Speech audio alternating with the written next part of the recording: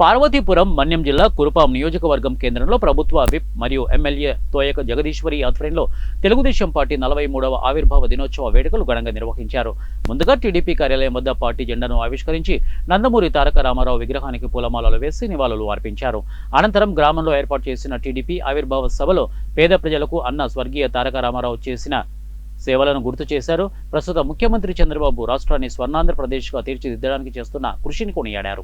ఈ కార్యక్రమంలో టీడీపీ మండల convener Kondaiah, AMC chairperson Kalavathi, మహిళా కార్యదర్శి భారతమ్మ తదితరులు పాల్గొన్నారు. మన అన్న నందమూరి తారక రామారావు గారు ఆశయాల మేరకు సమాజమే దేవాలయం, ప్రజలే దేవుళ్ళు అనే నినాదంతో కూడు గూడు గుడ్డ అనే నినాదంతో ముందుకు పోవడం జరుగుతుంది. మరి వారి ఆశయాలకు మన సీఎం గారు, మన ఎన్టీ రామారావు గారు ఆశయాల మేరకు ఆయన అడుగుజాడల్లో నడుస్తూ మనందరినీ, ప్రజల్ని కంటికి రెప్పలా కాపాడుతున్నటువంటి మన నాయకులు సీఎం గారు. కాబట్టి మనమందరం కూడా, ప్రతి ఒక్కరు కూడా బాగుండాలి.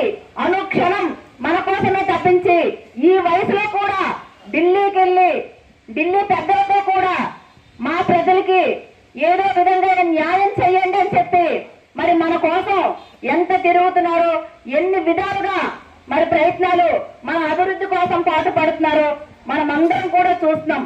మరి అలాగే మన నారా లోకేష్ గారు మరి మన పార్టీ కోసం, మన ప్రజల కోసం, ప్రజలే దేవుళ్ళు అనే విధంగా మరి తిరుమల